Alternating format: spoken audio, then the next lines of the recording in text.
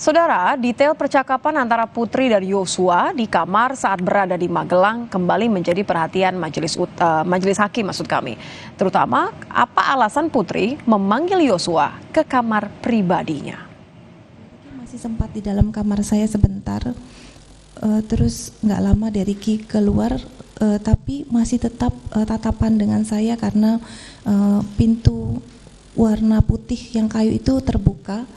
Hanya pintu kasa itu tertutup, tapi dari Ki masih bisa melihat saya, jadi saya tidak berduaan dengan Yosua di kamar.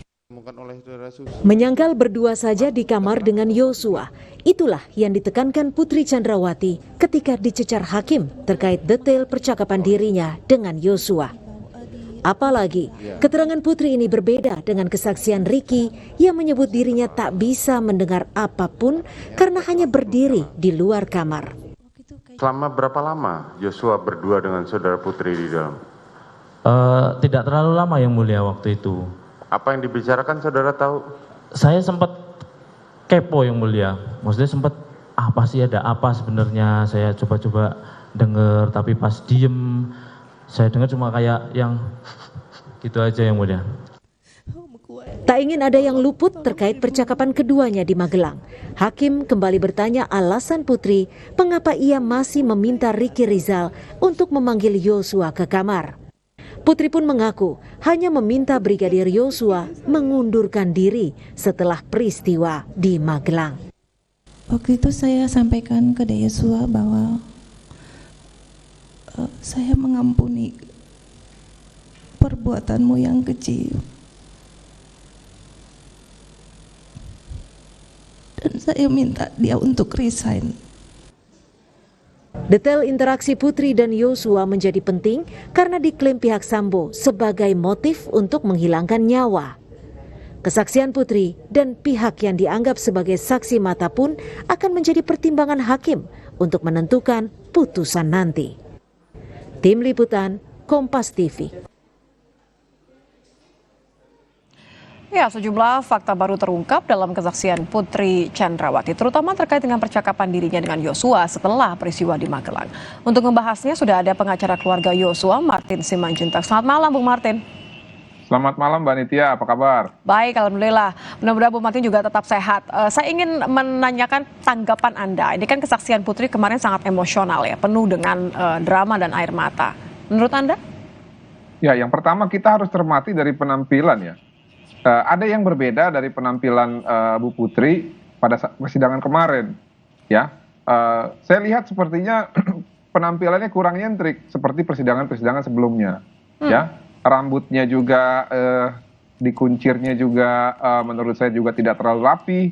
Beda pada saat persidangan sebelumnya di mana rambut itu yang jatuh habis gitu ya, pokoknya rapi sekali gitu.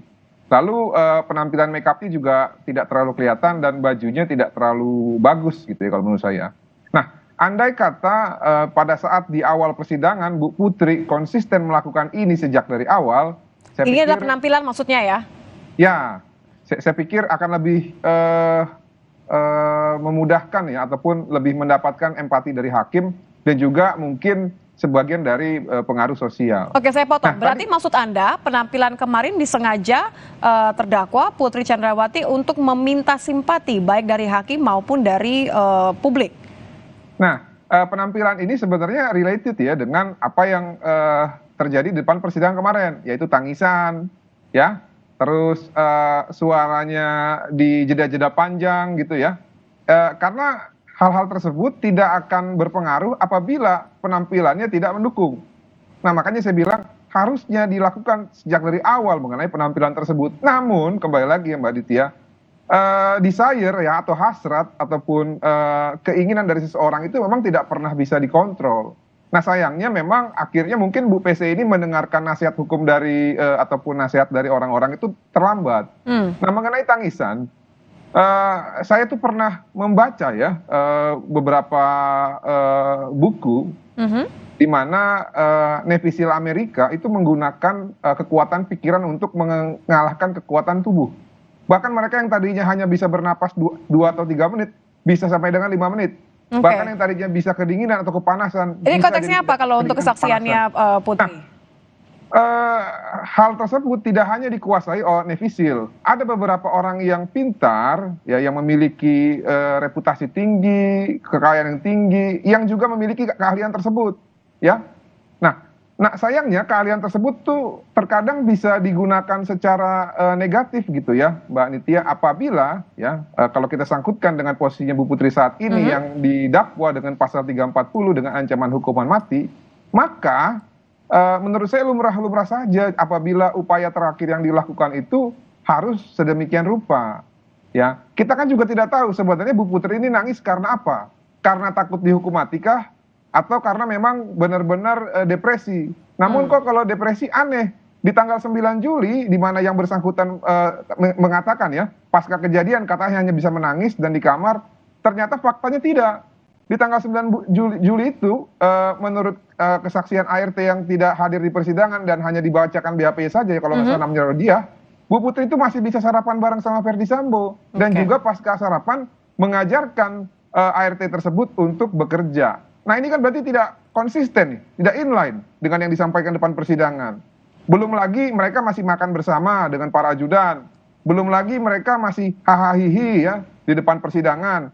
Dan baru depresi itu semenjak kami datang tanggal 18 Juli melaporkan mereka-mereka ini dengan delik pembunuhan berencana. Disitulah mulai terguncang dan disitulah mereka mulai menemui Dewan Pers untuk men-shutdown ataupun menutup mulut seluruh media di mana mereka mendalilkan bahwa Bu Putri ini diperkosa. Seharusnya siapa yang mendalilkan dia berani membuktikan, bukan menutup akses dari pemberitaan gitu.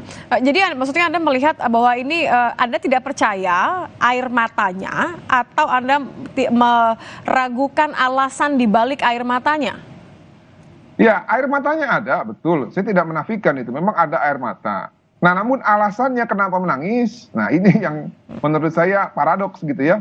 Apakah karena memang, sorry ya dalam tanda petik, yang saya bilang tadi keahlian manipulatif, atau memang membayangkan hal yang lain gitu. Apakah memang membayangkan timah panas bersarang di jantung gitu kan ya, walaupun saya sebenarnya tidak sepaham juga dengan cara-cara seperti itu gitu loh dalam pemidanaan. Nah, kalau saya sih lebih curiga dua-duanya itu, Mbak Nitya. Oke, Anda curiga bahwa ini adalah upaya begitu ya, upaya untuk mengambil simpati seperti yang Anda katakan di awal tadi. Anda melihat bagaimana? Hakim kan sebenarnya kan sempat juga meminta Putri untuk sudah jangan menangis begitu ya. Anda melihat ini hakim tidak percaya atau sekedar ya supaya dilanjutkan saja keterangannya dengan jelas? Bukan gini Mbak Nitya, setiap orang itu kan punya cara masing-masing. Kayak kami lawyer ya, kami lawyer ada 9, masing-masing kami ini punya konsep beracara ataupun seni berperkara. Nah sama dengan hakim.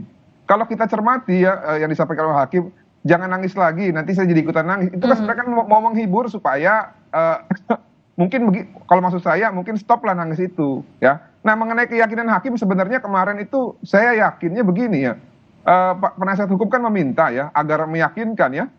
Meminta bahwa pemeriksaan itu tertutup saja karena ada unsur asusila. Namun apa yang disampaikan oleh hakim? Hakim nggak mau. Berarti apa? Berarti hakim yakin. Setidak-tidaknya ya, kalau menurut saya kan pemerkosaan itu angan-angan. Ya, namun kalau dalam pemikiran hakim, setidak-tidaknya pemerkosaan itu tidak dapat dibuktikan gitu loh. Walaupun menurut saya itu angan-angan. Oke, Anda yakin bahwa hakim meyakini bahwa tidak ada peristiwa di Magelang itu begitu ya? Tidak, dan ini sudah dikunci dengan pendapat ahli Bapak Muhammad Mustafa ya, ahli kriminologi dari UI yang mengatakan motif tidak bisa selama tidak ada bukti yang kuat. Nah ini saya pikir satu hal yang harus dipertimbangkan oleh hakim dan dijadikan pakem apabila nanti mau membuat putusan.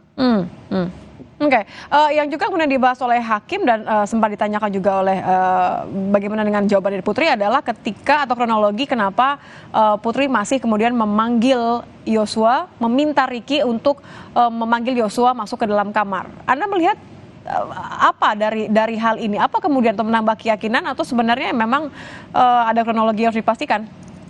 Jadi gini Mbak Nitya, kan ada 3 hal setidaknya. Keraguan atas pemerkosaan, yang kedua adalah dugaan orang lain sebenarnya yang melakukan itu gitu loh, bukan Joshua. Atau yang pertama yang lebih ekstrim, yang mana ini adalah analisis saya ya, sebenarnya korbannya itu bukan PC dalam konteks dugaan kekerasan seksual. Tapi korban itu adalah menurut saya Joshua yang justru mau di sexual abuse, tapi memang Joshua menolak. Nah, kan untuk melihat apakah memang mana yang lebih memenuhi unsur ataupun mana yang lebih tergenapi dalam hal ini kan perlu dikaji. Nah, tadi yang sebenarnya menarik adalah ketika hakim menanyakan ngapain kamu berduaan pasca diperkosa. Itu kan kalau berdasarkan teorinya Bang Reza ya, itu langsung masuk ke fase ketiga, recovery. Langsung bisa pemulihan begitu ya, yang seharusnya memakan waktu cukup lama sebenarnya. Iya, yang mana kalau berdasarkan kajian ilmiah itu gejala trauma psikis itu bisa berbulan-bulan, namun bisa langsung recovery pasca diperkosa. Ini kan juga amazing. Apalagi kalau kita kaitkan dengan peristiwa di tanggal 8 Juli, justru orang yang mengaku diperkosa itu mau isoman bareng sama orang yang memperkosa. Ini kan aneh, Mbak Nitya. Nggak masuk akal. Gimana bisa begitu? Apakah memang nanti mau diperkosa lagi? Nah kan suaminya juga harusnya paham. Orang tertuduh yang dibilang memperkosa itu mau diisomankan bareng sama istrinya yang sudah diperkosa. Ini kan aneh gitu loh. Jadi makanya menurut saya hakim itu kalau kita lihat dari tuntutan Eliezer kemarin di hari Rabu yang ditunda karena katanya alasannya masih mau memeriksa Putri, walaupun sebenarnya itu tidak masuk ya. Karena kenapa? Berdasarkan pasal 189 KUHP kan keterangan terdakwa itu hanya mengikat kepada diri sendiri. Jadi tidak ada hubungannya tuntutan Richard Eliezer yang berkas perkara nomor perkaranya itu dipisah dengan keterangan terdakwa Putri. Yang lebih berhubungan adalah memang dalam hal ini ya jaksa penuntut umum sudah yakin bahwa pelaku utamanya itu bukan Richard Eliezer, namun terdakwa yang lain yang kemungkinan akan disidang di hari Selasa. Oleh karena itu mereka mau menuntut lebih dahulu ya pelaku utamanya, barulah yang lain-lain. Nah, di sini juga saya melihat bahwa dengan ditundanya tuntutan dari Richard Eliezer, maka jaksa itu yakin bahwa memang Richard Eliezer adalah justice collaborator gitu ya. Demikian, terima kasih. Baik, terima kasih Bung Martin Simanjuntak, pengacara keluarga Yosua sudah bergabung bersama kami di Kompas Malam. Selamat malam Bung Martin. Terima kasih. Terima kasih.